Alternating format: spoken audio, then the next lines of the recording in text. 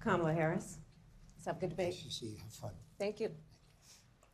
Welcome to you both. It's wonderful to have you. It's an honor to have you both here tonight. Good evening. We are looking forward to a spirited and thoughtful debate. So let's get started. I want to begin tonight with the issue that voters repeatedly say is their #1 issue, and that is the economy and the cost of living in this country. Vice President Harris, you and President Trump were elected 4 years ago, and your opponent on the stage here tonight often asks his supporters, are you better off than you were 4 years ago? When it comes to the economy, do you believe Americans are better off than they were 4 years ago? So I was raised as a middle-class kid, and I am actually the only person on this stage who has a plan that is about lifting up the middle class and working people of America. I believe in the ambition, the aspirations, the dreams of the American people. And that is why I imagine and have actually a plan to build what I call an opportunity economy. Because here's the thing. We know that we have a shortage of homes and housing, and the cost of housing is too expensive for far too many people. We know that young families need support to raise their children, and I intend on extending a tax cut for those families of $6,000, which is the largest child tax credit that we have given in a long time, so that those young families can afford to buy a crib, buy a car seat, buy clothes for their children. My passion, one of them, is small businesses. My mother raised my sister and me, but there was a woman who helped raise us. We call her our second mother. She was a small business owner. I love our small businesses. My plan is to give a $50,000 tax deduction to start up small businesses, knowing they are part of the backbone of America's economy. My opponent, on the other hand, his plan is to do what he has done before, which is to provide a tax cut for billionaires and big corporations, which will result in $5 trillion to America's deficit. My opponent has a plan that I call the Trump's sales tax, which would be a 20% tax on everyday goods that you rely on to get through the month. Economists have said that Trump sales tax would actually result for middle-class families in about $4,000 more a year because of his policies and his ideas about what should be the backs of middle-class people paying for tax cuts for billionaires. President Trump, I'll give you 2 minutes. First of all, I have no sales tax. That's an incorrect statement. She knows that. We're doing tariffs on other countries. Other countries are going to finally, after 75 years, pay us back for all that we've done for the world. And the tariff will be substantial in some cases. I took in billions and billions of dollars, as you know, from China. In fact, they never took the tariff off because it was so much money they can't. It would totally destroy everything that they've set out to do. They're taking in billions of dollars from China and other places. They've left the tariffs on. When I had it, I had tariffs, and yet I had no inflation. Look, we've had a terrible economy because inflation which is really known as a country buster. It breaks up countries. We have inflation like very few people have ever seen before, probably the worst in our nation's history. We were at 21%, but that's being generous because many things are 50, 60, 70, and 80% higher than they were just a few years ago. This has been a disaster for people, for the middle class, but for every class. On top of that, we have millions of people pouring into our country from prisons and jails, from mental institutions and insane asylums, and they're coming in and they're taking jobs that are occupied right now by African Americans and Hispanics, and also unions. Unions are going to be affected very soon. And you see what's happening. You see what's happening with towns throughout the United States. You look at Springfield, Ohio. You look at Aurora in Colorado. They are taking over the towns. They're taking over buildings. They're going in violently. These are the people that Xi and Biden led into our country, and they're destroying our country. They're dangerous. They're at the highest level of criminality, and we have to get them out. We have to get them out fast. I created one of the greatest economies in the history of our country. I'll do it again and even better. We are going to get to immigration and border security during this debate, but I would like to let Vice President Harris respond on the economy here. Well, I would love to. Let's talk about what Donald Trump left us. Donald Trump left us the worst unemployment since the Great Depression. Donald Trump left us the worst public health epidemic in a century. Donald Trump left us the worst attack on our democracy since the Civil War. And what we have done is clean up Donald Trump's mess. What we have done and what I intend to do is build on what we know are the aspirations and the hopes of the American people. But I'm going to tell you all in this debate tonight, you're going to hear from the same old tired playbook, a bunch of lies, grievances, and name-calling. What you're going to hear tonight is a detailed and dangerous plan called Project 2025 that the former president intends on implementing if he were elected again. I believe very strongly that the American people want a president who understands the importance of bringing us together, knowing we have so much more in common than what separates us. And I pledge to you to be a president for all Americans. President Trump will give you a minute here to respond. Number one, I have nothing to do, as you know, and as she knows better than anyone, I have nothing to do with Project 2025. That's out there. I haven't read it. I don't want to read it purposely. I'm not going to read it. This was a group of people that got together. They came up with some ideas, I guess some good, some bad, but it makes no difference. I have nothing to do. Everybody knows I'm an open book. Everybody knows what I'm going to do. Cut taxes very substantially and create a great economy like I did before. We had the greatest economy. We got hit with a pandemic. And the pandemic was not since 1917, where 100 million people died, has there been anything like it. We did a phenomenal job with the pandemic. We handed them over a country where the economy and where the stock market was higher than it was before the pandemic came in. Nobody's ever seen anything like it. We made ventilators for the entire world. We got gowns, we got masks, we did things that nobody thought possible.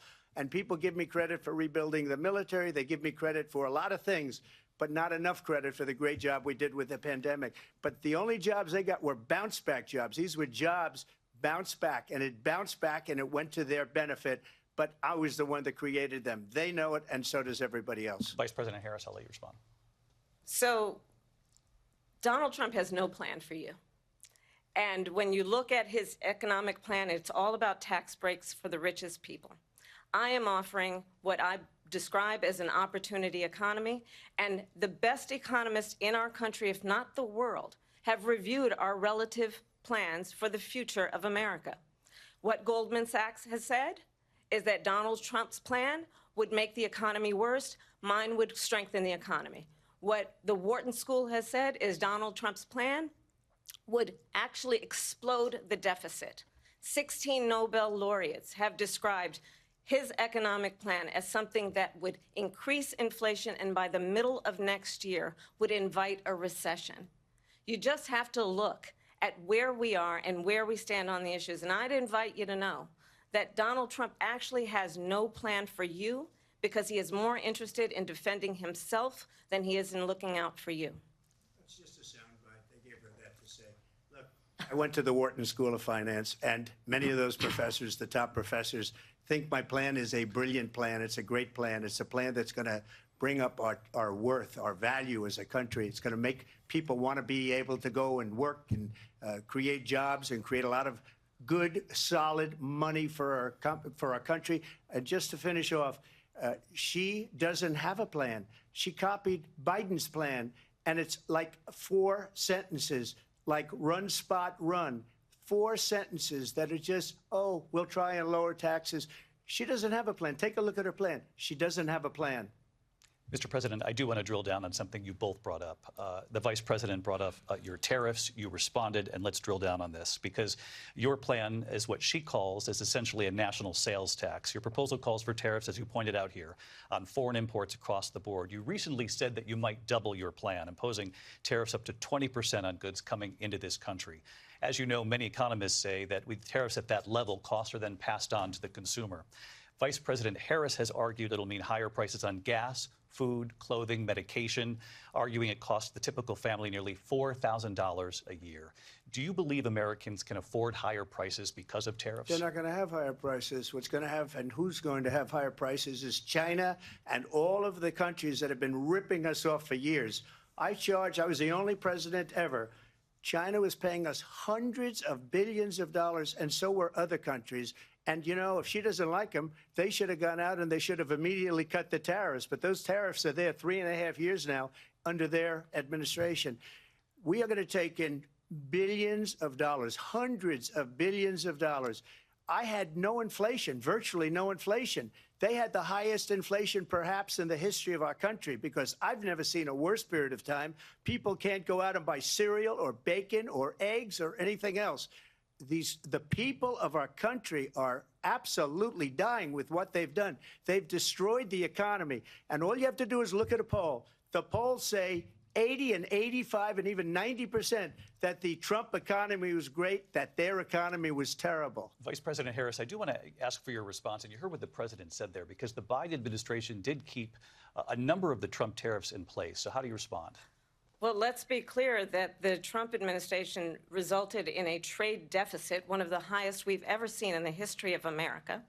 He invited trade wars. You want to talk about his deal with China? What he ended up doing is, under Donald Trump's presidency, he ended up selling American chips to China to help them improve and modernize their military, basically sold us out, when a policy about China should be in making sure the United States of America wins the competition for the 21st century, which means focusing on the details of what that requires, focusing on relationships with our allies, focusing on investing in American-based technology so that we win the race on AI, on quantum computing, focusing on what we need to do to support America's workforce so that we don't end up having, on the short end of the stick, in terms of workers' rights. But what Donald Trump did, let's talk about this, with COVID, is he actually thanked President Xi for what he did during COVID. Look at his tweet. "Thank you, President Xi," exclamation point, when we know that Xi was responsible for lacking and not giving us transparency about the origins of COVID. President Trump, I'll let you respond. First of all, they bought their chips from Taiwan. We hardly make chips anymore because of philosophies like they have and policies like they have. I don't say her because she has no policy. Everything that she believed 3 years ago and 4 years ago is out the window. She's going to my philosophy now. In fact, I was going to send her a MAGA hat. She's gone to my philosophy. But if she ever got elected, she'd change it. And it will be the end of our country. She's a Marxist. Everybody knows she's a Marxist. Her father's a Marxist professor in economics, and he taught her well.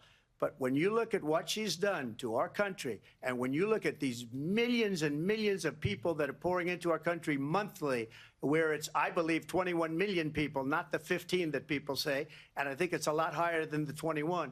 That's bigger than New York State pouring in. And just look at what they're doing to our country.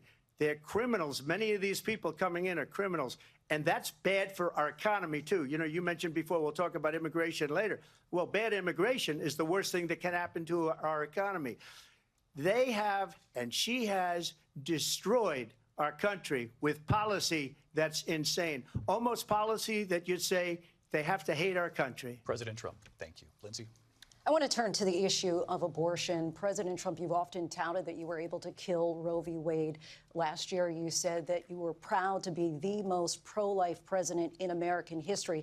Then last month, you said that your administration would be great for women and their reproductive rights. In your home state of Florida, you surprised many with regard to your 6-week abortion ban, because you initially had said that it was too short. And you said, quote, "I'm going to be voting that we need more than 6 weeks." But then the very next day, you reversed course and said you would vote to support the 6-week ban. Vice President Harris says that women shouldn't trust you on the issue of abortion because you've changed your position so many times. Therefore, why should they trust you? Well, the reason I'm doing that vote is because the plan is, as you know, the vote is, they have abortion in the 9th month. They even have, and you can look at the governor of West Virginia, the previous governor of West Virginia, not the current governor, who's doing an excellent job, but the governor before, he said the baby will be born and we will decide what to do with the baby. In other words, we'll execute the baby. And that's why I did that, because that predominates, because they're radical. The Democrats are radical in that. And her vice presidential pick, which I think was a horrible pick, by the way, for our country, because he is really out of it. But her vice presidential pick says abortion in the 9th month is absolutely fine. He also says execution after birth. It's execution, no longer abortion, because the baby is born, is okay. And that's not okay with me, hence the vote. But what I did is something for 52 years they've been trying to get Roe v. Wade into the states. And through the genius and heart and strength of 6 Supreme Court justices, we were able to do that. Now, I believe in the exceptions for rape, incest, and life of the mother. I believe strongly in it. Ronald Reagan did also. 85% of Republicans do. Exceptions. Very important. But we were able to get it, and now states are voting on it. And for the first time, you're going to see, look, this is an issue that's torn our country apart for 52 years. Every legal scholar, every Democrat, every Republican, liberal, conservative, they all wanted this issue to be brought back to the states where the people could vote. And that's what happened. Now, Ohio, the vote was somewhat liberal. Kansas, the vote was somewhat liberal, much more liberal than people would have thought. But each individual state is voting. It's the vote of the people now. It's not tied up in the federal government. I did a great service in doing it. It took courage to do it. And the Supreme Court had great courage in doing it. And I give tremendous credit to those 6 justices. There is no state in this country where it is legal to kill a baby after it's born. Madam Vice President, I want to get your response to President Trump. Well, as I said, you're going to hear a bunch of lies, and that's not actually a surprising fact. Let's understand how we got here. Donald Trump hand-selected 3 members of the United States Supreme Court with the intention that they would undo the protections of Roe v. Wade. And they did exactly as he intended. And now in over 20 states, there are Trump abortion bans, which make it criminal for a doctor or nurse to provide health care. In one state, it provides prison for life. Trump abortion bans that make no exception even for rape and incest, which understand what that means. A survivor of a crime of violation to their body does not have the right to make a decision about what happens to their body next. That is immoral. And one does not have to abandon their faith or deeply held beliefs to agree. The government, and Donald Trump certainly, should not be telling a woman what to do with her body. I have talked with women around our country. You want to talk about this is what people wanted? Pregnant women who want to carry a pregnancy to term, suffering from a miscarriage, being denied care in an emergency room because the healthcare providers are afraid they might go to jail, and she's bleeding out in a car in the parking lot. She didn't want that. Her husband didn't want that.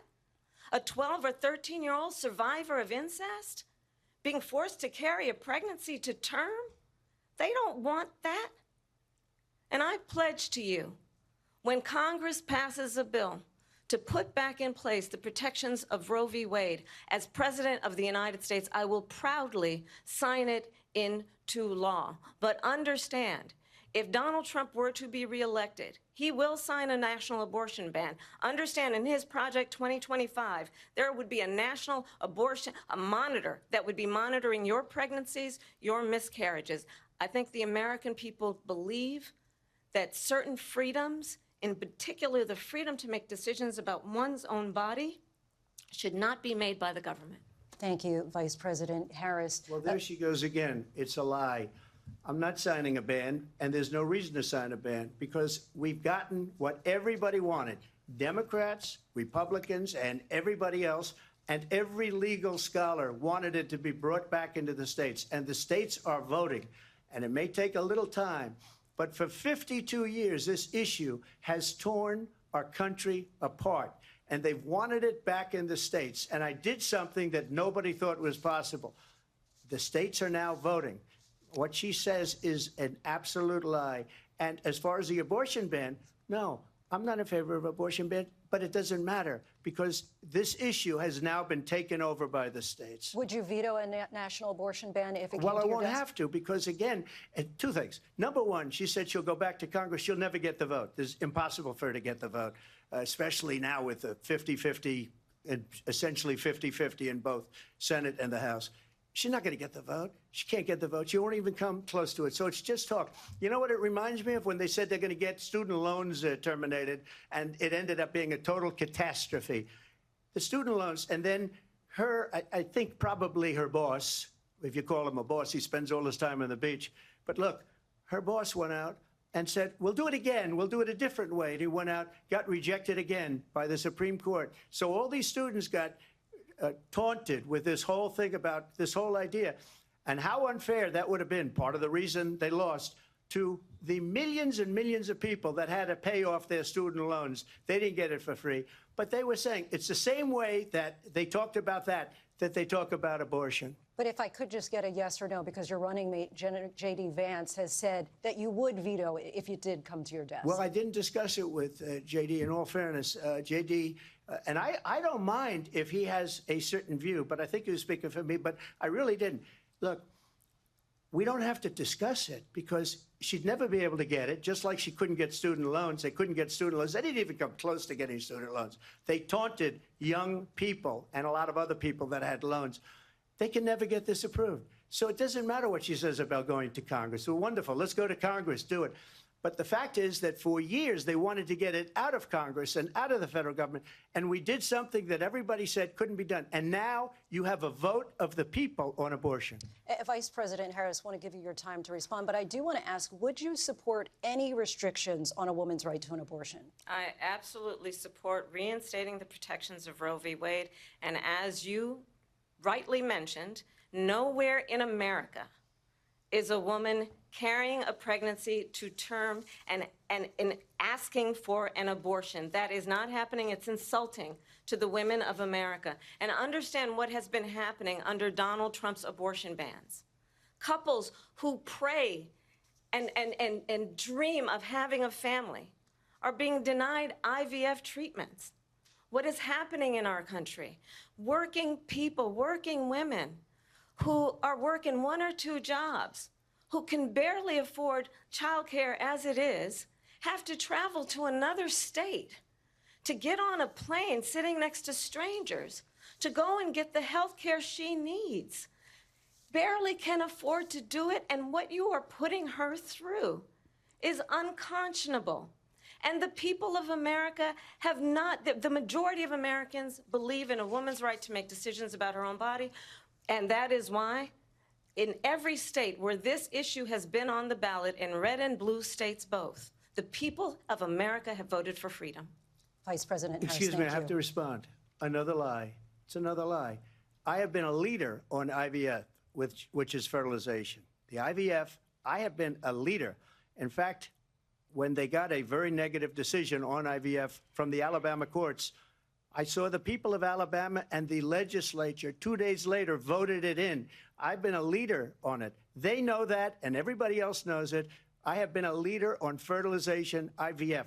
And the other thing, you should ask, will she allow abortion in the 8th month, 9th month, 7th month? Come on. Okay, would you do that? Why don't you ask her that question? Why don't you answer That's the problem. question? Would you because veto? under Roe v. Answer Wade, the question, would you veto? you could do abortions in the 7th month, the 8th month, the 9th That's month, not true. and probably after birth. Just look at the governor, former governor of Virginia.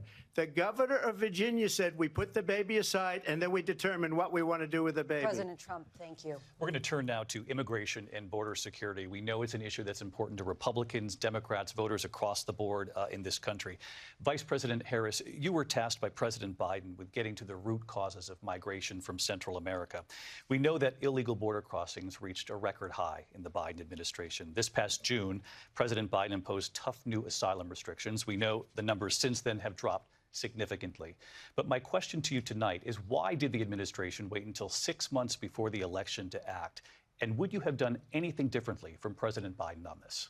So I'm the only person on this stage who has prosecuted transnational criminal organizations for the trafficking of guns, drugs, and human beings. And let me say that the United States Congress, including some of the most conservative members of the United States Senate, came up with a border security bill which I supported. And that bill would have put 1,500 more border agents on the border to help those folks who are working there right now overtime, trying to do their job. It would have allowed us to stem the flow of fentanyl coming into the United States. I know there are so many families watching tonight who have been personally affected by the surge of fentanyl in our country. That bill would have put more resources to allow us to prosecute transnational criminal organizations for trafficking in guns, drugs, and human beings. But you know what happened to that bill? Donald Trump got on the phone, called up some folks in Congress and said, kill the bill. And you know why? Because he'd prefer to run on a problem instead of fixing a problem. And understand, this comes at a time where the people of our country actually need a leader who engages in solutions, who actually addresses the problems at hand. But what we have in the former president is someone who would prefer to run on a problem instead of fixing a problem. And I'll tell you something, he's going to talk about immigration a lot tonight, even when it's not the subject that is being raised. And I'm going to actually do something really unusual, and I'm going to invite you to attend one of Donald Trump's rallies, because it's a really interesting thing to watch. You will see during the course of his rallies, he talks about fictional characters like Hannibal Lecter. He will talk about windmills cause cancer. And what you will also notice is that people start leaving his rallies early out of exhaustion and boredom. And I will tell you, the one thing you will not hear him talk about is you. You will not hear him talk about your needs, your dreams, and your desires.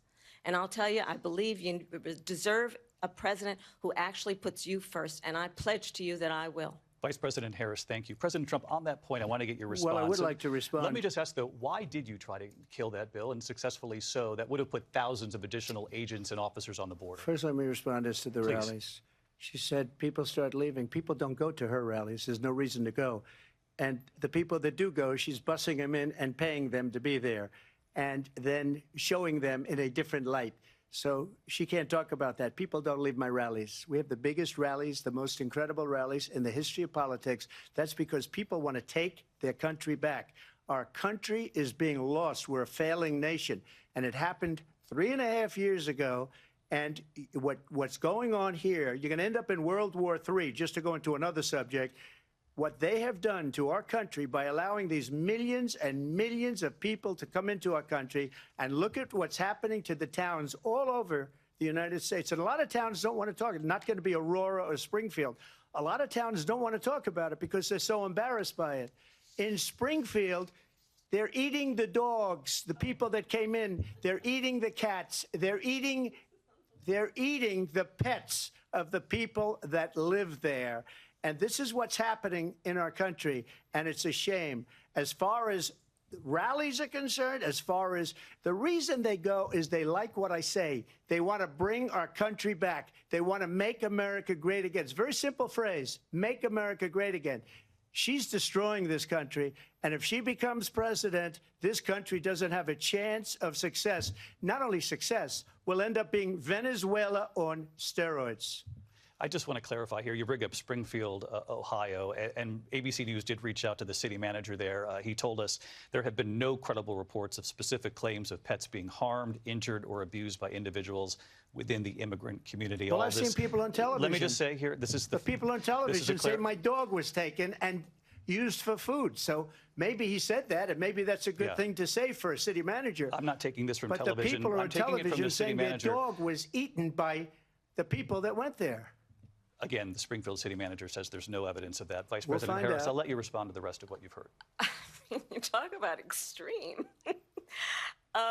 You know, this is, I think, one of the reasons why in this election, I actually have the endorsement of 200 Republicans who have formerly worked with President Bush, Mitt Romney, and John McCain, including the endorsement of former Vice President Dick Cheney and Congress member Liz Cheney. And if you want to really know the inside track on who the former president is, if he didn't make it clear already, just ask people who have worked with him. His former chief of staff, a 4-star general, has said he has contempt for the Constitution of the United States. His former national security advisor has said he is dangerous and unfit. His former Secretary of Defense has said the nation, the Republic, would never survive another Trump term. And when we listen to this kind of rhetoric, when the issues that affect the American people are not being addressed, I think the choice is clear in this election. President Trump, I'll give you a quick minute to respond here. Thank you, because when I hear that, see, I'm a different kind of a person. I fired most of those people. Not so graciously. They did bad things or a bad job. I fired them. They never fired one person. They didn't fire anybody having to do with Afghanistan and the Taliban and the 13 people were just killed, viciously and violently killed, and I got to know the parents and the family.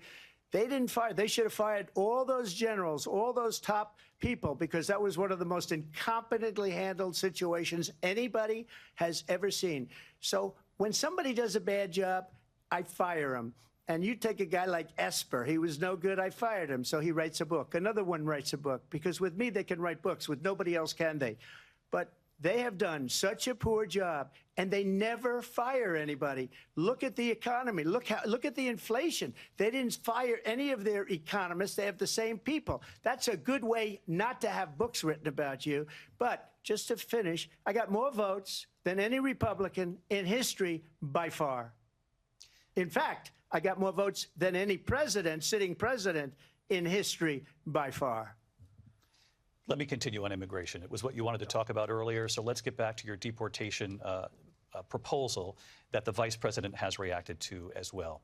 President Trump, you call this the largest domestic deportation operation in the history of our country. You say you would use the National Guard. You say if things get out of control, you'd have no problem using the U.S. military. Police, yes. You also said you would use local police. How would you deport 11 million undocumented immigrants? I know you believe that number is much higher. Take us through this. What does this look like? Will authorities be going door to door in this country? Yeah, it is much higher because of them. They allowed criminals, many millions of criminals.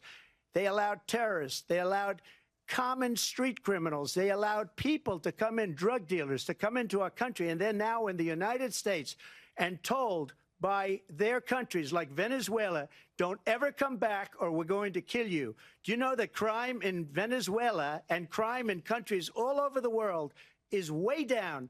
You know why? Because they've taken their criminals off the street and they've given them to her to put into our country. And this will be one of the greatest mistakes in history for them to allow. And I think they probably did it because they think they're going to get votes, but it's not worth it because they're destroying the fabric of our country by what they've done. There's never been anything done like this at all. They've destroyed the fabric of our country. Millions of people let in. And all over the world, crime is down. All over the world except here. Crime here is up and through the roof. Despite their fraudulent statements that they made, crime in this country is through the roof. And we have a new form of crime. It's called migrant crime. And it's happening at levels that nobody thought possible. President Trump, as you know, the FBI says overall violent crime is actually coming down in this country. But Vice Excuse me, President Harris, the FBI they were defrauding statements. They didn't include the worst cities. They didn't include the cities with the worst crime. It was a fraud, just like their number of 818,000 jobs that they said they created turned out to be a fraud. President Trump, thank you. I'll let you respond, Vice President Harris. Well, I think this is so rich, coming from someone who has been prosecuted for national security crimes, economic crimes, election interference, has been found liable for sexual assault, and his next big court appearance is in November at his own criminal sentencing. And let's be clear, where each person stands on the issue of what is important about respect for the rule of law and respect for law enforcement. The former vice president called for defunding federal law enforcement, 45,000 agents, get this, on the day after he was arraigned on 34 felony counts. So let's talk about what is important in this race. It is important that we move forward, that we turn the page on this same old tired rhetoric and address the needs of the American people, address what we need to do about the housing shortage, which I have a plan for, address what we must do to support our small businesses, address bringing down the price of groceries. But frankly, the American people are exhausted with this same old tired playbook. Vice President Harris, thank you. Excuse me. Every one of those cases was started by them against their political opponent.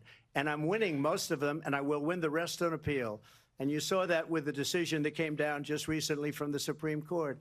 I'm winning most of them. But those are cases, it's called weaponization. Never happened in this country. They weaponized the Justice Department. Every one of those cases was involved with the DOJ, from Atlanta and Fani Willis to the Attorney General of New York and the DA in New York. Every one of those cases. And then they say, oh, he's a criminal. They're the ones that made them go after me. By the way, Joe Biden was found essentially guilty on the documents case. And what happened in my documents case? They said, oh, that's the toughest of them all. A complete and total victory. 2 months ago, it was thrown out. It's weaponization, and they used it, and it's never happened in this country. They used it to try and win an election. They're fake cases. President Trump, thank you. A really quick response here, Vice President Harris, on this notion of weaponization of the Justice Department. Well, let's talk about extreme and understand the context in which this election in 2024 is taking place. The United States Supreme Court recently ruled that the former president would essentially be immune from any misconduct if he were to enter the White House again. Understand, this is someone who has openly said he would terminate, I'm quoting, terminate the Constitution of the United States, that he would weaponize the Department of Justice against his political enemies. Someone who has openly expressed disdain for members of our military. Understand what it would mean if Donald Trump were back in the White House with no guardrails, because certainly we know now the court won't stop him. We know J.D. Vance is not going to stop him.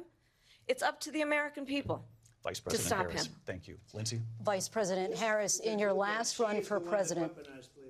This is the one that weaponized, not me. She weaponized. I probably took a bullet to the head because of the things that they say about me. They talk about democracy. I'm a threat to democracy. They're the threat to democracy with a fake Russia investigation We do have a lot that to went nowhere. We have a lot to get to. Lindsay? Vice President Harris, in your last run for president, you said you wanted to ban fracking. Now you don't. You wanted mandatory government buyback programs for assault weapons. Now your campaign says you don't. You supported decriminalizing border crossings. Now you're taking a harder line. I know you say that your values have not changed. So then why have so many of your policy positions changed? So my values have not changed, and I'm going to discuss every one of the, at least every point that you've made. But in particular, let's talk about fracking, because we're here in Pennsylvania.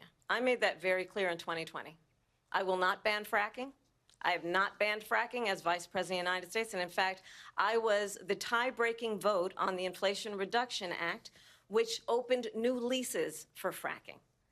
My position is that we have got to invest in diverse sources of energy so we reduce our reliance on foreign oil.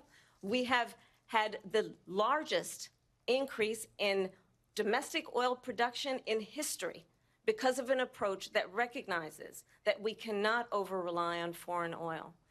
As it relates to my values, let me tell you, I grew up a middle-class kid raised by a hardworking mother who worked and saved and was able to buy our first home when I was a teenager.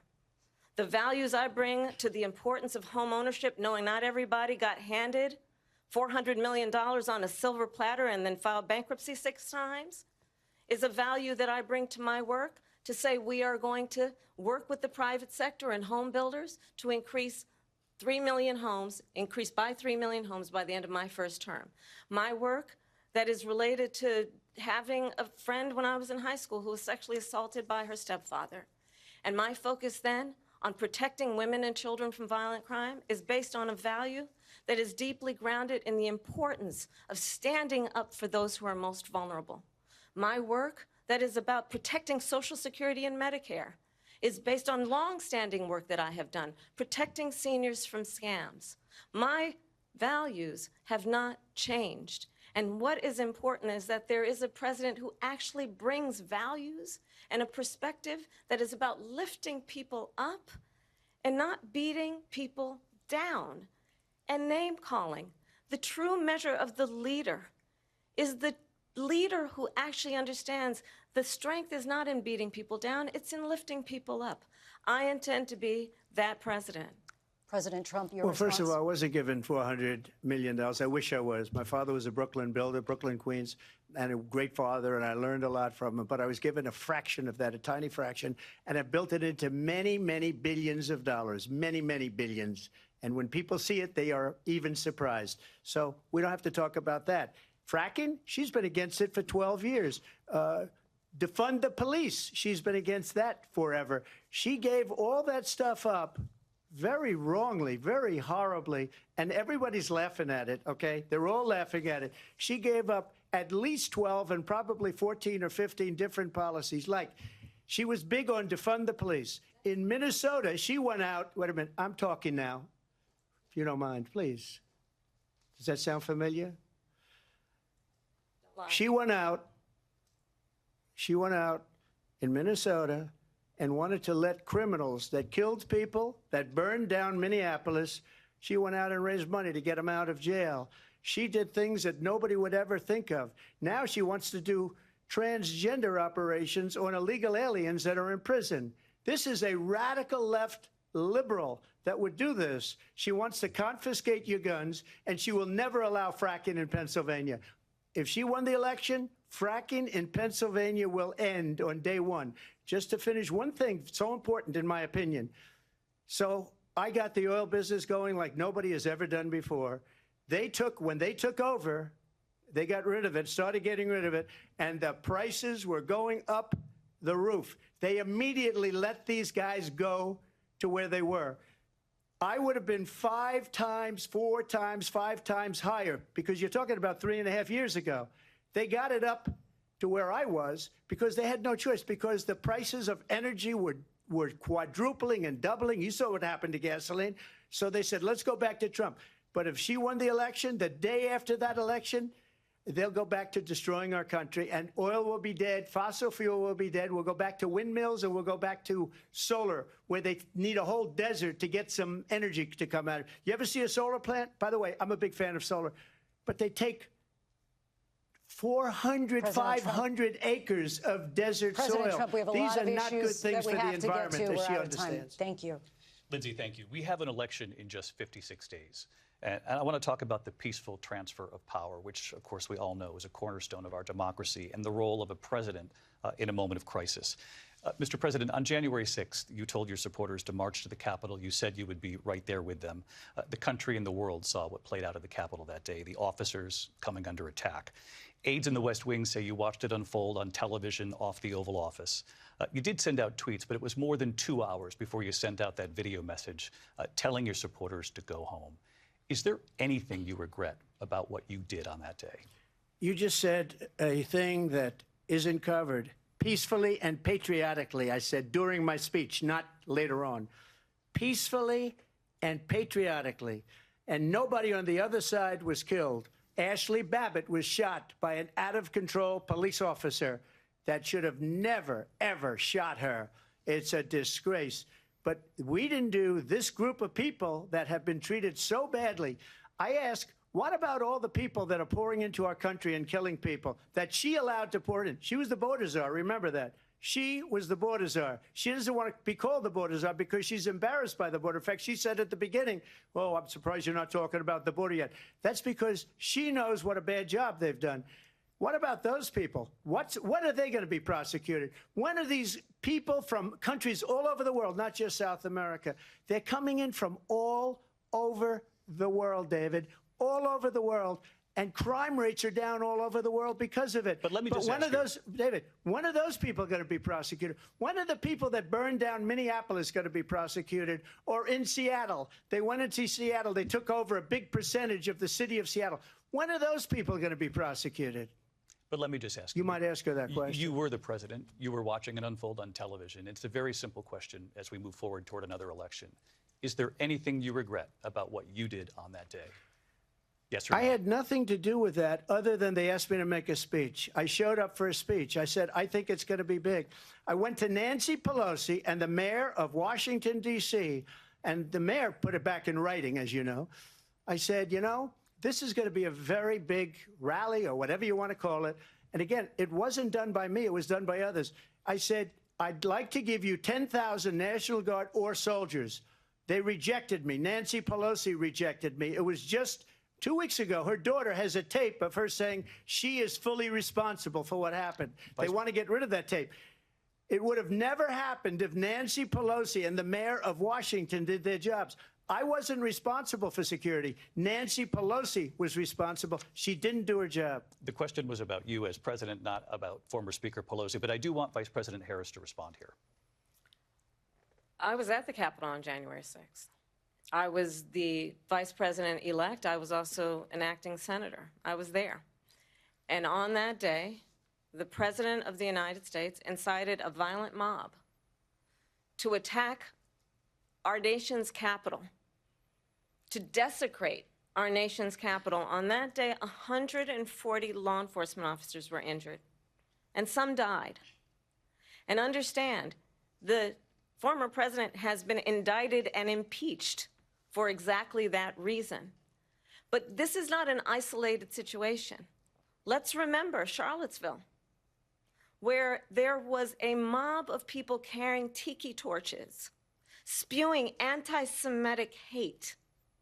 And what did the president then at the time say? There were fine people on each side.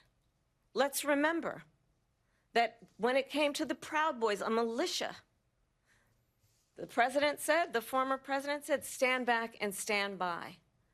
So for everyone watching who remembers what January 6th was, I say we don't have to go back. Let's not go back. We're not going back. It's time to turn the page. And if that was a bridge too far for you, well, there is a place in our campaign for you to stand for country, to stand for our democracy, to stand for rule of law, and to end the chaos, and to end the approach that is about attacking the foundations of our democracy because you don't like the outcome. And be clear on that point. Donald Trump, the candidate, has said in this election there will be a bloodbath if this and the outcome of this election is not to his liking. Let's turn the page on this. Let's not go back. Let's chart a course for the future and not go backwards to the past. Let me just follow up here. It was a different term, and it was a term that related to energy because they have destroyed our energy business. That was where bloodbath was. Also, on Charlottesville, that story has been, as you would say, debunked. Laura Ingraham, Sean Hannity, Jesse, all of these people, they covered it. If they go an extra sentence, they will see it was perfect. It was debunked in almost every newspaper, but they still bring it up, just like they bring 2025 up. They bring all of this stuff up. I ask you this. You talk about the Capitol. Why are we allowing these millions of people to come through on the southern border? How come she's not doing anything? And I'll tell you what I would do, and I would be very proud to do it. I would say we would both leave this debate right now. I'd like to see her go down to Washington, D.C. during this debate because we're wasting a lot of time. Go down to, because she's been so bad, it's so ridiculous. Go down to Washington, D.C. and let her sign a bill to close up the border because they have the right to do it. They don't need bills. They have the right to do it. The President of the United States, you'll get him out of bed. You'll wake him up at 4 o'clock in the afternoon. Right. You'll say, come on down to the office. Let's sign a bill. If he signs a bill that the border is closed, all he has to do is say it to the Border Patrol, who are phenomenal. If they do that, the border is closed. Mr. Those President, people are killing many people, unlike J6. We talked immigration here tonight. I do want to focus on this next issue to both of you because it really brings us this into focus, truth in these times that we're living in. Mr. President, for 3.5 years after you lost the 2020 election, you repeatedly falsely claimed that you won, many times saying you won in a landslide. In the past couple of weeks leading up to this debate, you have said, quote, you lost by a whisker, that you, quote, didn't quite make it, that you came up a little bit short. I said that? Are you now acknowledging that you lost in 2020? No, I don't acknowledge that at all. But I you said did that say sarcastically. That. You know that. It was said, oh, we lost by a whisker. That was said sarcastically. Look, there's so much proof. All you have to do is look at it. And they should have sent it back to the legislatures for approval. I got almost 75 million votes, the most votes any sitting president has ever gotten. I was told if I got 63, which was what I got in 2016, you can't be beaten. The election, people should never be thinking about an election as fraudulent. We need two things. We need walls, and we have to have it. We have to have borders, and we have to have good elections. Our elections are bad. And a lot of these illegal immigrants coming in, they're trying to get them to vote. They can't even speak English. They don't even know what country they're in practically. And these people are trying to get them to vote. And that's why they're allowing them to come into our country. I did watch all of these pieces of video. I didn't detect the sarcasm, lost by a whisker. We didn't quite make it. And we should just point out here as clarification, and you know this, you and your allies, 60 cases in front of many judges, many of them No Republican. judge looked at it. And said they there was said no we didn't have widespread fraud. standing. That's the other thing. They said we didn't have standing, a technicality. Can you imagine a system where a person in an election doesn't have standing? The president of the United States doesn't have standing. That's how we lost. If you look at the facts, and I'd love to have you'll do a special on it. I'll show you Georgia, and I'll show you Wisconsin, and I'll show you Pennsylvania, and I'll show you. We have so many facts and statistics, but you know what? That doesn't matter, because we have to solve the problem that we have right now. That's old news.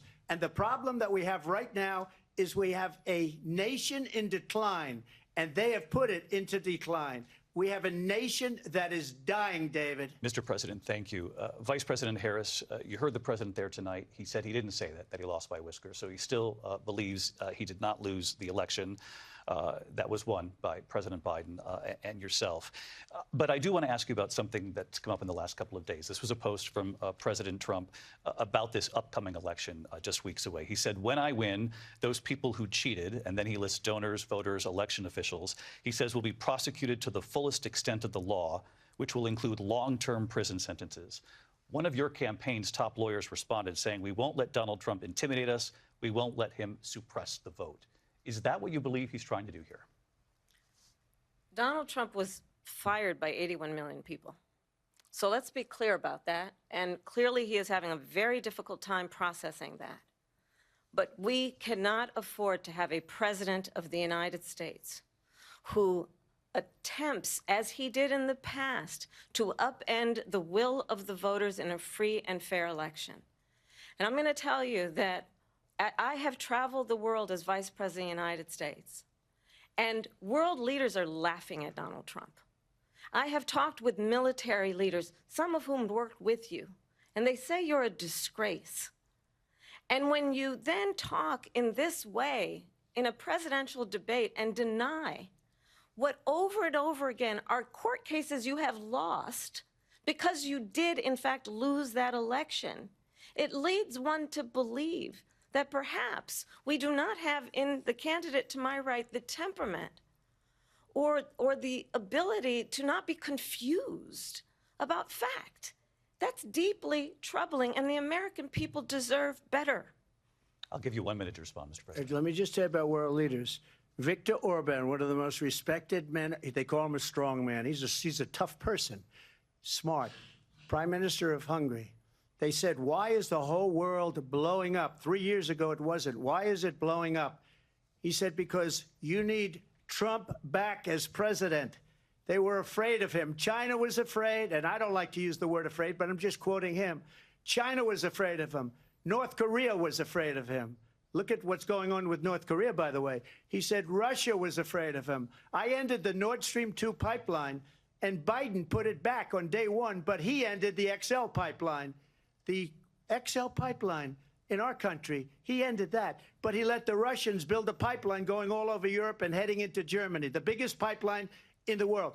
Look, Viktor Orban said it. He said the most respected, most feared person is Donald Trump. We had no problems when Trump was president. But when this weak, pathetic man that you saw at a debate just a few months ago, that if he weren't in that debate, he'd be running instead of her. She got no votes. He got 14 million votes. What you did, you talk about a threat to democracy. He got 14 million votes, and they threw him out of office. And you know what? I'll give you a little secret. He hates her. He can't stand her. But he got 14 million votes. They threw him out. She got 0 votes. And when she ran, she was the first one to leave because she failed. And now she's running. I don't understand it, but I'm okay with it because your time is I think we're going to do very well. We've got a lot more to get to. Turning now to the Israel-Hamas war and the hostages who are still being held, Americans among them. Vice President Harris, in December, you said, quote, Israel has a right to defend itself, but you added, quote, it matters how, saying international humanitarian law must be respected. Israel must do more to protect innocent civilians. You said that 9 months ago. Now an estimated 40,000 Palestinians are dead. Nearly 100 hostages remain. Just last week, Prime Minister Benjamin Netanyahu said there's not a deal in the making. President Biden has not been able to break through the stalemate. How would you do it? Well, let's understand how we got here. On October 7, Hamas, a terrorist organization, slaughtered 1,200 Israelis. many of them young people who were simply attending a concert. Women were horribly raped. And so absolutely, I said then, I say now, Israel has a right to defend itself. We would. And how it does so matters, because it is also true, far too many innocent Palestinians have been killed. Children, mothers. What we know is that this war must end. It must end immediately, and the way it will end is we need a ceasefire deal and we need the hostages out. And so we will continue to work around the clock on that. Work around the clock, also understanding that we must chart a course for a two-state solution. And in that solution, there must be security for the Israeli people and Israel, and in equal measure for the Palestinians. But the one thing I will assure you always, I will always give Israel the ability to defend itself, in particular as it relates to Iran and any threat that Iran and its proxies pose to Israel. But we must have a two-state solution where we can rebuild Gaza, where the Palestinians have security, self-determination, and the dignity they so rightly deserve. President Trump, how would you negotiate with Netanyahu and also Hamas in order to get the hostages out and prevent the killing of more innocent civilians in Gaza? If I were president, it would have never started. If I were president, Russia would have never, ever, I know Putin very well, he would have never, and there was no threat of it either, by the way, for 4 years, have gone into Ukraine and killed millions of people when you add it up, far worse than people understand what's going on over there. But when she mentions about Israel, all of a sudden, she hates Israel. She wouldn't even meet with Netanyahu when he went to Congress to make a very important speech. She refused to be there because she was at a sorority party of hers. She wanted to go to the sorority party. She hates Israel. If she's president, I believe that Israel will not exist within 2 years from now. And I've been pretty good at predictions, and I hope I'm wrong about that one. She hates Israel. At the same time, in her own way, she hates the Arab population because the whole place is going to get blown up. Arabs, Jewish people, Israel will be gone. It would have never happened. Iran was broke under Donald Trump. Now Iran has $300 billion because they took off all the sanctions that I had. Iran had no money for Hamas or Hezbollah or any of the 28 different spheres of terror. And they are spheres of terror, horrible terror. They had no money. It was a big story, and you know it. You covered it very well, actually. They had no money for terror. They were broke. Now they're a rich nation, and now what they're doing is they're spreading that money around. Look at what's happening with the Houthis and Yemen. Look at what's going on in the Middle East. This would have never happened. I will get that settled and fast, and I'll get the war with Ukraine and Russia ended. If I'm president-elect, I'll get it done before even becoming president. Vice President Harris, he says you hate Israel. That's absolutely not true. I have my entire career and life supported Israel and the Israeli people. He knows that. He's trying to, again, divide and distract from the reality, which is it is very well known that Donald Trump is weak and wrong on national security and foreign policy. It is well known that he admires dictators, wants to be a dictator on day one, according to himself. It is well known that he said of Putin that he can do whatever the hell he wants and go into Ukraine. It is well known that he said when Russia went into Ukraine, it was brilliant. It is well known he exchanged love letters with Kim Jong-un. And it is absolutely well known that these dictators and autocrats are rooting for you to be president again because they're so clear. They can manipulate you with flattery and favors. And that is why so many military leaders who you have worked with have told me you are a disgrace. That is why we understand that we have to have a president who is not consistently weak and wrong on national security, including the importance of upholding and respecting in highest regard our military. Vice President Harris, thank you. They're the ones, and she's the one that caused it. that's weak on national security by allowing every nation last month for the year, 168 different countries sending people into our country. Their crime rates are way down. Putin endorsed her last week, said, I hope she wins. And I think he meant it, because what he's gotten away with is absolutely incredible. It wouldn't have happened with me. The leaders of other countries think that they're weak and incompetent, and they are. They're grossly incompetent. And I just ask one question. Why does Biden go in and kill the Keystone Pipeline and approve the single biggest deal that Russia's ever made, Nord Stream 2, the biggest pipeline anywhere in the world going to Germany and all over Europe? Because they're weak and they're ineffective. And Biden, by the way, President gets paid Trump, a lot of money. Thank you. We have a lot of issues to get to. We'll be right back. Welcome back to this historic ABC News presidential debate tonight. We're going to continue here, and I want to turn to the war in Ukraine. We're now 2.5 years into this conflict. Mr. President, it has been the position of the Biden administration that we must defend Ukraine from Russia, from Vladimir Putin, to defend their sovereignty, their democracy, that it's in America's best interest to do so, arguing that if Putin wins, he may be emboldened to move even further into other countries. You have said you would solve this war in 24 hours. You said so just before the break tonight. How exactly would you do that? And I want to ask you a very simple question tonight. Do you want Ukraine to win this war? I want the war to stop. I want to save lives that are being uselessly, people being killed by the millions. It's the millions. It's so much worse than the numbers that you're getting, which are fake numbers. Look, we're in for 250 billion or more, because they don't ask Europe, which is a much bigger beneficiary to getting this thing done than we are.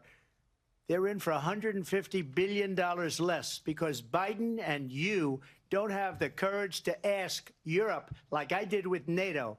They paid billions and billions, hundreds of billions of dollars when I said, either you pay up or we're not going to protect you anymore. So that's maybe one of the reasons they don't like me as much as they like weak people. But you take a look at what's happening. We're in for 250 to 275 billion. They're into 100 to 150. They should be forced to equalize. With that being said, I want to get the war settled. I know Zelensky very well, and I know Putin very well. I have a good relationship, and they respect your president, okay? They respect me. They don't respect Biden. How would you respect him? Why? For what reason? He hasn't even made a phone call in 2 years to Putin, hasn't spoken to anybody. They don't even try and get it. That is a war that's dying to be settled. I will get it settled before I even become president. If I win, when I'm president-elect, and what I'll do is I'll speak to one, I'll speak to the other, I'll get them together. That war would have never happened. And in fact, when I saw Putin after I left, unfortunately left because our country has gone to hell. But after I left, when I saw him building up soldiers, he did it after I left, I said, oh, he must be negotiating. It must be a good, strong point of negotiation. Well, it wasn't, because Biden had no idea how to talk to him. He had no idea how to stop it. And now you have millions of people dead, and it's only getting worse, and it could lead to World War III. Don't kid yourself, David. We're playing with World War III, and we have a president that we don't even know if he's... Where is our president? We don't even know if he's a president. And just to clarify they here... They threw him out of a campaign like a dog. We don't even know. Is he our president? But we have a president, Mr. President, that doesn't know he's alive. Your time is up. Just to clarify in the question, do you believe it's in the U.S. best interest for Ukraine to win this war, yes or no? I think it's the U.S. best interest to get this war finished and just get it done. All right. Negotiate a deal, because we have to stop all of these human lives from being destroyed. I want to take this to Vice President Harris. I want to get your thoughts on support for Ukraine in this moment, but also, as Commander-in-Chief, if elected, how would you deal with Vladimir Putin, and would it be any different from what we're seeing from President Biden?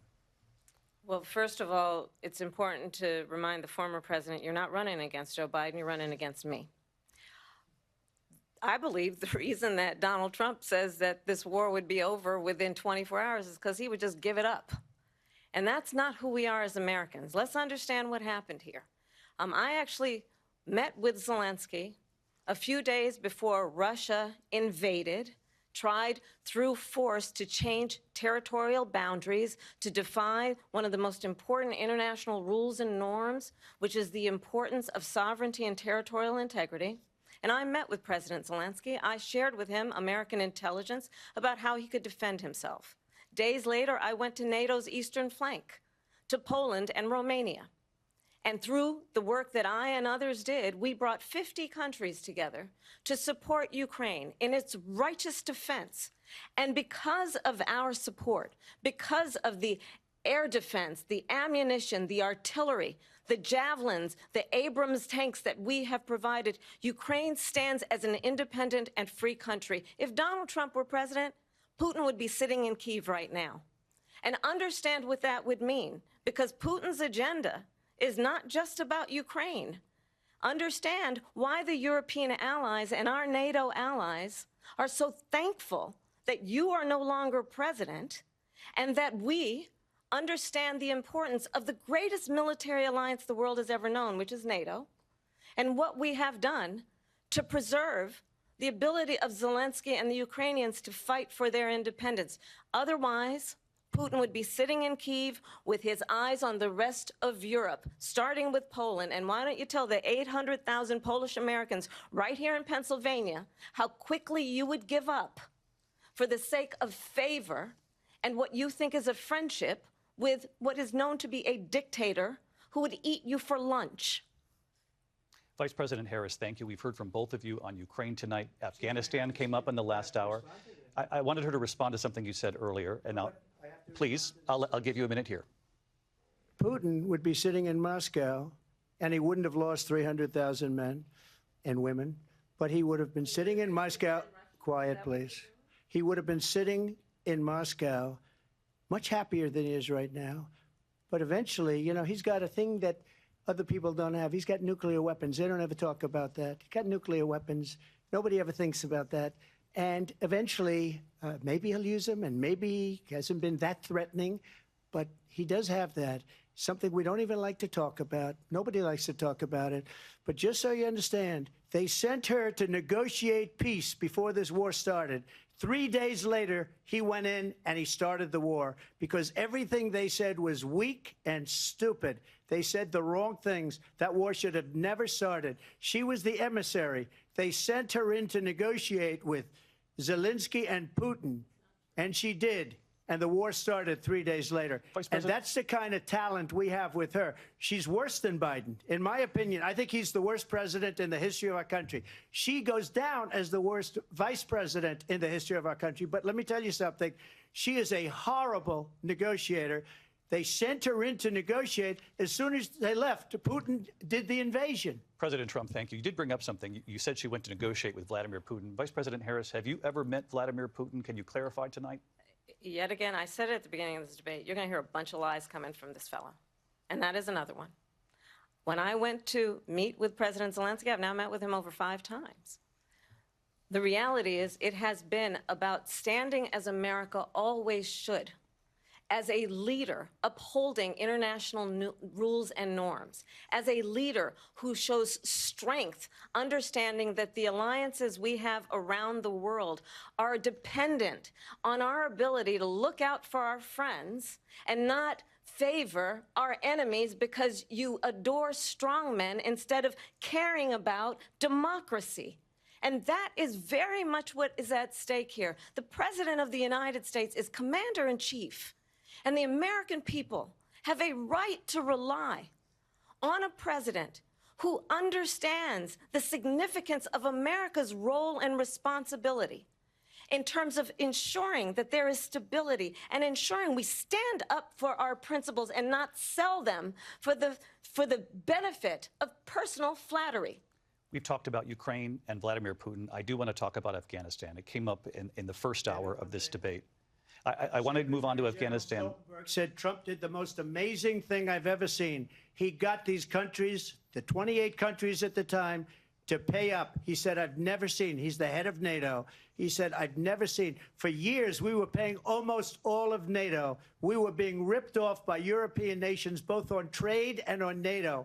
I got them to pay up by saying one of the statements you made before, if you don't pay, we're not going to protect you. President Otherwise, Trump. we would have never gotten it. He said it was one of the most incredible jobs that he's ever seen done. Thank you. I want to turn to Afghanistan. It came up in the first hour of the debate, and we witnessed a poignant moment today on Capitol Hill, honoring the soldiers who died in the chaotic withdrawal from Afghanistan. I do want to ask the Vice President, do you believe you bear any responsibility in the way that withdrawal played out? Well, I will tell you, I agreed with President Biden's decision to pull out of Afghanistan. 4 presidents said they would, and Joe Biden did. And as a result, America's taxpayers are not paying the $300 million a day we were paying for that endless war. And as of today, there is not one member of the United States military who is in active duty in a combat zone in any war zone around the world, the first time this century. But let's understand how we got to where we are. Donald Trump, when he was president, negotiated one of the weakest deals you can imagine. He calls himself a deal maker. Even his national security advisor said it was a weak, terrible deal. And here's how it went down. He bypassed the Afghan government. He negotiated directly with a terrorist organization called the Taliban. The negotiation involved the Taliban getting 5,000 Taliban terrorists released. And get this, and the president at the time invited the Taliban to Camp David, a place of storied significance for us as Americans, a place where we honor the importance of American diplomacy, where we invite and receive respected world leaders. And this former president, as president, invited them to Camp David because he does not, again, appreciate the role and responsibility of the President of the United States to be commander-in-chief with a level of respect. And this gets back to the point of how he has consistently disparaged and demeaned members of our military, fallen soldiers, and the work that we must do to uphold the strength and the respect of the United States of America around the world. Vice President Harris, thank you. President Trump, your response to her saying that you began the negotiations with the Taliban. So if you take a look at that period of time, the Taliban was killing our soldiers, a lot of them, with snipers. And I got involved with the Taliban because the Taliban was doing the killing. That's the fighting force within Afghanistan. They don't bother doing that because, you know, they deal with the wrong people all the time. But I got involved. And Abdul is the head of the Taliban. He is still the head of the Taliban. And I told Abdul, don't do it anymore. You do it anymore, you're going to have problems. And he said, why do you send me a picture of my house? I said, you're going to have to figure that out, Abdul. And for 18 months, we had nobody killed. We did have an agreement negotiated by Mike Pompeo. It was a very good agreement. The reason it was good, it was we were getting out. We would have been out faster than them, but we wouldn't have lost the soldiers. We wouldn't have left many Americans behind, and we wouldn't have left $85 billion worth of brand new, beautiful military equipment behind. And just to finish, they blew it. The agreement said you have to do this, this, this, this, this, and they didn't do it. They didn't do it. The agreement was terminated by us because they didn't do what they were supposed to do. I want to move on. And these people did the worst withdrawal and, in my opinion, the most embarrassing moment in the history of our country. And by the way, that's why Russia attacked Ukraine, because they saw how incompetent she and her boss are. President Trump, thank you. I want to move on now to race and politics in this country. Mr. President, you recently said of Vice President Harris, quote, I didn't know she was black until a number of years ago when she happened to turn black, and now she wants to be known as black. I want to ask a bigger picture question here tonight. Why do you believe it's appropriate to weigh in on the racial identity of your opponent? I don't, and I don't care. I don't care what she is. I don't care. You make a big deal out of something. I couldn't care less. Whatever she wants to be is okay with me. But those were your words, so I'm I asking... I don't know. I mean, all I can say is I read where she was not black, that she put out, and I'll say that. And then I read that she was black, and that's okay. Either one was okay with me. That's up to her. That's up to her. Vice President Harris, your thoughts on this? I think it's, I mean, honestly, I think it's a tragedy that we have someone who wants to be president who has consistently, over the course of his career, attempted to use race to divide the American people. You know, I do believe that the vast majority of us know that we have so much more in common than what separates us, and we don't want this kind of approach that is just constantly trying to divide us, and especially by race. And let's remember how Donald Trump started. He was land, he owned buildings, and he was investigated because he refused to rent property to black families. Let's remember, this is the same individual who took out a full-page ad in the New York Times calling for the execution of 5 young black and Latino boys who were innocent, the Central Park 5. Took out a full-page ad calling for their execution. This is the same individual who spread birther lies about the first black president of the United States. And I think the American people want better than that, want better than this, want someone who understands, as I do, I travel our country. We see in each other a friend. We see in each other a neighbor. We don't want a leader who is constantly trying to have Americans point their fingers at each other. I meet with people all the time who tell me, can we please just have discourse about how we're going to invest in the aspirations and the ambitions and the dreams of the American people? Knowing that regardless of people's color or the language their grandmother speaks, we all have the same dreams and aspirations and want a president who invests in those, not in hate and division. Vice President Harris, thank you. Lindsay? President Trump, this is now your 3rd time. This is the most divisive presidency in the history of our country. There's never been anything like it. They're destroying our country, and they come up with things like what she just said. Going back many, many years, when a lot of people, including Mayor Bloomberg, agreed with me on the Central Park 5, they admitted, they said, they pled guilty. And I said, well, if they pled guilty, they badly hurt a person, killed a person ultimately. And if they pled guilty, then they pled, we're not guilty. But this is a person that has to stretch back years, 40, 50 years ago, because there's nothing now. I built one of the greatest economies in the history of the world, and I'm going to build it again. It's going to be bigger, better, and stronger. But they're destroying our economy. They have no idea what a good economy is. Their oil policies, every single policy. And remember this, she is Biden. You know, she's trying to get away from Biden. I don't know the gentleman, she says. She is Biden. The worst inflation we've ever had, a horrible economy because inflation has made it so bad, and she can't get away with that. Thank you. Your time is up. Lindsay. I want to respond to that, though. I want to just respond briefly. Clearly, I am not Joe Biden, and I am certainly not Donald Trump. And what I do offer is a new generation of leadership for our country, one who believes in what is possible, one who brings a sense of optimism about what we can do instead of always disparaging the American people. I believe in what we can do to strengthen our small businesses, which is why I have a plan. Let's talk about our plans and let's compare the plans.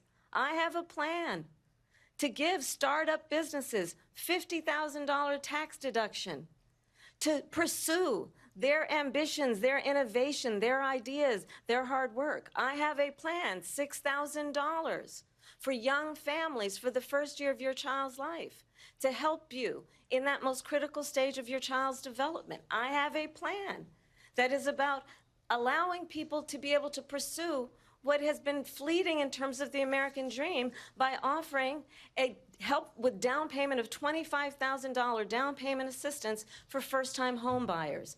That's the kind of conversation, I believe, David, that people really want tonight, as opposed to a conversation that is constantly about belittling and name-calling. Let's turn the page Vice President and move Harris, forward. thank you. Let's turn to policy. President Let's Trump, turn back we to have policy. to move on. President Trump.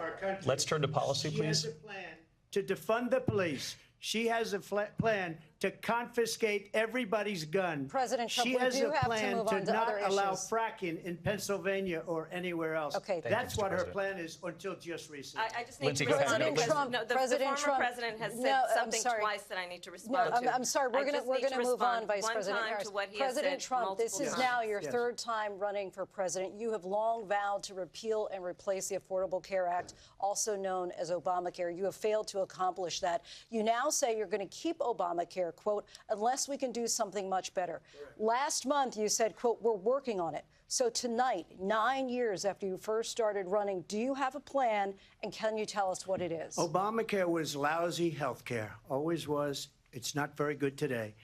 And what I said, that if we come up with something, and we are working on things, we're going to do it and we're going to replace it. But remember this, I inherited Obamacare because Democrats wouldn't change it. They wouldn't vote for it. They were unanimous. They wouldn't vote to change it. If they would have done that, we would have had a much better plan than Obamacare. But the Democrats came up. They wouldn't vote for it. I had a choice to make when I was president. Do I save it and make it as good as it can be, never going to be great, or do I let it rot? And I felt I had an obligation, even though politically it would have been good to just let it rot and let it go away. I decided, and I told my people, the top people, and they're very good people. I have a lot of good people in that administration. We read about the bad ones. We had some real bad ones, too, and so do they. They have really bad ones. The difference is they don't get rid of them. But let me just explain. I had a choice to make. Do I save it and make it as good as it can be, or do I let it rot? And I saved it. I did the right thing. But it's still never going to be great, and it's too expensive for people. And what we will do is we're looking at different plans. If we can come up with a plan that's going to cost our people, our population, less money and be better health care than Obamacare, then I would absolutely do it. But until then, I'd run it as good as it can be run. So just a yes or no, you still do not have a plan? I have concepts of a plan. I'm not president right now. But if we come up with something, I would only change it if we come up with something that's better and less expensive. And there are concepts and options we have to do that. And you'll be hearing about it in the not-too-distant future. Vice President Harris, in 2017, you supported Bernie Sanders' proposal to do away with private insurance and create a government-run healthcare system. 2 years later, you proposed a plan that included a private insurance option. What is your plan today? Well, first of all, I absolutely support, and over the last 4 years as vice president, private health care options. But what we need to do is maintain and grow the Affordable Care Act. But I'll get to that, Lindsey. I just need to respond to a previous point that the former president has made. I've made very clear my position on fracking. And then this business about taking everyone's guns away. Tim Walz and I are both gun owners. We're not taking anybody's guns away. So stop with the continuous lying about this stuff. As it relates to the Affordable Care Act, understand, just look at the history to know where people stand. When Donald Trump was president, 60 times he tried to get rid of the Affordable Care Act. 60 times. I was a senator at the time when I will never forget the early morning hours when it was up for a vote in the United States Senate.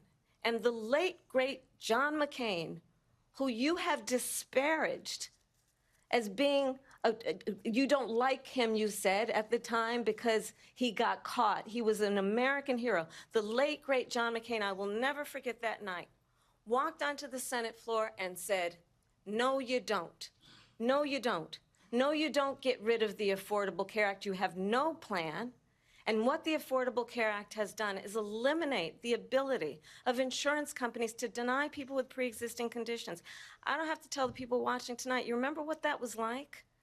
Remember when an insurance company could deny if a child had asthma, if someone was a breast cancer survivor, if a grandparent had diabetes?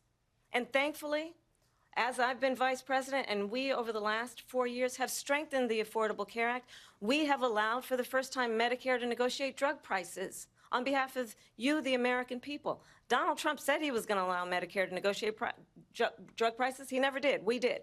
And now we have capped the cost of insulin at $35 a month. Since I've been vice president, we have capped the cost of prescription medication for seniors at $2,000 a year. And when I am president, we will do that for all people, understanding that the value I bring to this is that access to health care should be a right and not just a privilege of those who can afford it. And the plan has to be to strengthen the Affordable Care Act, not get rid of it, Vice pass as President prologue Harris, thank in terms you. of where Donald Trump stands on that. I want to move to an issue that's important for a lot She made a of... mistake. Number one, John McCain fought Obamacare for 10 years. But it wasn't only him. It were all of the Democrats that kept it going. And you know what? We can do much better than Obamacare, much less money. But she won't improve private insurance for people, private medical insurance. That's another thing she doesn't want to give. People Trump. are paying privately for insurance that have worked hard and made money, and they want to have private. She wants everybody to be on government insurance where you wait 6 months for an operation that you need immediately. President Trump, thank you. We have another issue that we'd like to get to that's important for a number of Americans, in particular younger voters, and that's climate change. President Trump, with regard to the environment, you say that we have to have clean air and clean water. Vice President Harris, you call climate change an existential threat. The question to you both tonight is, what would you do to fight climate change? And Vice President Harris, we'll start with you. 1 minute for you each. Well, the former president had said that climate change is a hoax. And what we know is that it is very real. You ask anyone who lives in a state who has experienced these extreme weather occurrences, who now is either being denied home insurance or it's being jacked up. You ask anybody who has been the victim of what that means in terms of losing their home, having nowhere to go. We know that we can actually deal with this issue. The young people of America care deeply about this issue. And I am proud that as vice president over the last 4 years, we have invested $1 trillion in a clean energy economy, while we have also increased domestic gas production to historic levels. We have created over 800,000 new manufacturing jobs while I have been vice president. We have invested in clean energy to the point that we are opening up factories around the world. Donald Trump said he was going to create manufacturing jobs. He lost manufacturing jobs. And I'm also proud to have the endorsement of the United Auto Workers and Sean Fain, who also know that part of building a clean energy economy includes investing in American-made products, American automobiles. It includes growing what we can do around American manufacturing and opening up auto plants, not closing them like happened under Donald Trump. Vice President Harris, thank you. That didn't happen under Donald Trump. Let me just tell you, they lost 10,000 manufacturing jobs this last month. It's going, they're all leaving.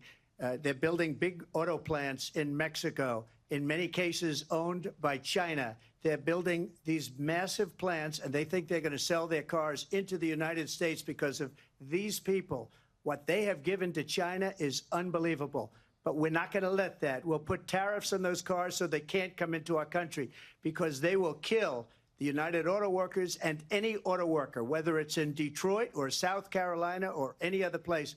What they've done to business and manufacturing in this country is horrible.